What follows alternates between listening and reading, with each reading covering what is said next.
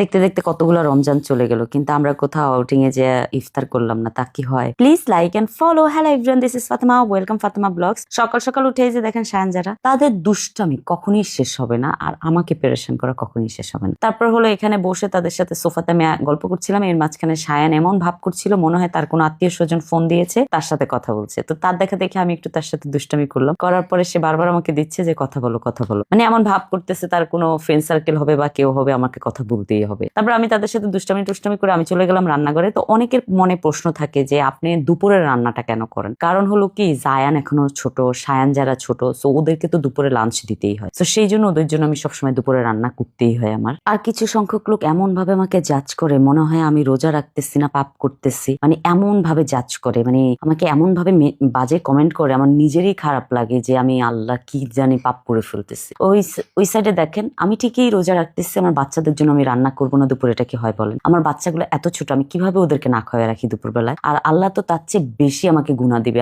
আমি নিজে রোজা রাখার পর যদি আমি আমার বাচ্চাদেরকে পুশ করি, এই ছোট্ট বাচ্চাদেরকে আমি কিভাবে রোজা রাখাবো? মানুষজন কেন যে এরকম মেন্টালিটি? যাই হোক, এসব টপিকে আমরা কথা নাই বলি। তারপর হলো এখানে যারাকে রেডি করে আবার আমি রান্নাঘরে চলে গেলাম 3:30টার দিকে যায়া হলো এই যে আমি রান্না করতেছি ইফতারি, আর আমরা এই বক্সে করে সব খাবারগুলো আজকে নিয়ে যাব। সো কোথায় নিয়ে যাবো সেটা কিন্তু এখনো বলিনি, অবশ্যই আপনাদেরকে বলবো। তো এই যে সব ইফতারি বাসা থেকে সুন্দর করে রেডি করে নিচ্ছি। আমি না বাহিরের কোনো কিছু একদমই খেতে পারি না, আমার খুবই কষ্ট হয় খেতে, কারণ অনেক বেশি অয়েলি থাকে। এমনিতে তো ইফতারি অনেক বেশি অয়েলি, তারপরে হলো বাহিরের জিনিসটা আর একটু মানে হাইজেনিক থাকে না, সো আমার জন্য একটু ডিফিকাল্ট হয় খাওয়া। তো এখানে সব বক্স গুলো রেডি করে ফেলেছি। এই সাইড দিয়ে আমরা একটা ভুল করেছি, আমি গাড়িটা আমার হাজবেন্ডের অফিসে পাঠিয়ে দিয়েছিলাম। এখন আমি সব খাবার দাবার গুলো বক্সে করে সেট করে ফেলতেছি, কারণ হলো আমি সবকিছু নিচে একবারে রেখে দিব, ড্রাইভার সাহেব আসলেই যেন আমরা হলো ড্রাইভার সাহেবকে নিয়ে বের হয়ে যেতে পারি। তো সেই জন্য তাড়াহুড়া করে জায়ানকে রেডি করেছি, যারা তো আগের থেকে রেডি হয়ে বসে আছে। আর শায়ানকে তো খুঁজেই পাওয়া যায় না, শায়ান আগেই নিচে চলে গিয়েছে, সে সবসময় নিচে থাকতে পারলেই বাঁচে। তো আমি আর জায়ান স্টার্ট করে দিলাম, আমরা এখন লোকেশের উদ্দেশ্যে রওনা দিব। তবে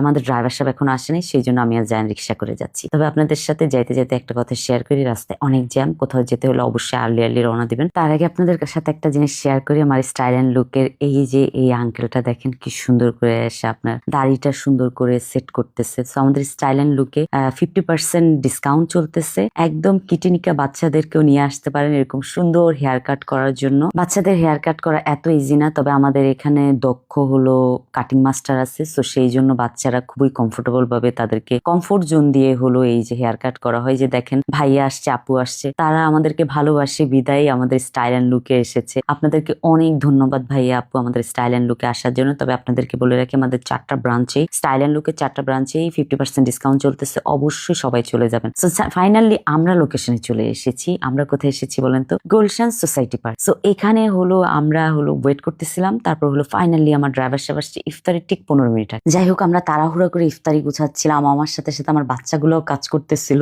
আর যারা ঘুরপাক খাচ্ছিল, যারা কেউ আমার ফ্রেন্ড নিয়ে বসাইলো। আর আমার এক ফ্রেন্ড আমাকে বসে বসে খেপাচ্ছে, সে কোন মানে বসে বসে না, ঠিক দাঁড়িয়ে দাঁড়িয়ে খেপাচ্ছে। আর শায়ান বুড়োকে খুঁজেই পাওয়া যায় না, সে ঘুরে বেড়াচ্ছে তার মতো করে। এখানে আমি আর নাইম খুব মনোযোগ দিয়ে কাজ করতেছিলাম, তো আমার সাথে সাথে যারাও একটু হেল্প করার চেষ্টা করতেছিল। সো ফাইনালি আমার চিকেন পোলাও এখন হলো সার্ভ করব। আমরা বাসার থেকে সব সেট আপ সুন্দর করে নিয়ে এসেছি, জাস্ট এখানে এসে আমরা ইফতারি করবো। আমার ফ্রেন্ড পাশে বসে নৃত্য করতেছে, আসলে ও কিন্তু বেসিক্যালি নৃত্যশিল্পী। সো ও আর নাইম, সো ওরা হলো এখন এত সুন্দর একটা গজল গাইলো আমার ফ্রেন্ড গিয়ে। তারপর হলো আমরা এখন তার ঠিক 1 মিনিট আগে আমরা সবাই খাবার টেবিল মানে সার্ভ করতেছি, প্লেট সাজাচ্ছি। তো ফাইনালি হলো আমাদের সবকিছু সাজানো টাজানো ডান, এখন হলো আজান দিল। আমরা সবাই এত আরাম করে বসে খাচ্ছিলাম, কিন্তু এর মাঝখানে অনেক মশা ছিল। সো আমরা ভুল করে আমরা যদি একটা ব্যাট বা কয়েল নিয়ে যেতাম আমাদের জন্য ভালো হইতো, কিন্তু আমরা কিছুই নিয়ে যাই নাই। তারপর আমরা অনেক মজা করছি, অনেক মাস্তি করছি। অত গরম ছিল না, হালকা ওয়েদার ছিল, এত বেশি মাস্তি হয়েছে। ইফতারির সময় যে এত বেশি এনজয় করা যায় তা জানা ছিল না, যদি আমরা পার্কে যে ইফতারি না করতাম। আজকের দিনটা খুবই ভালো গিয়েছে। Thank you so much for watching my video. Bye bye, আল্লাহ হাফেজ।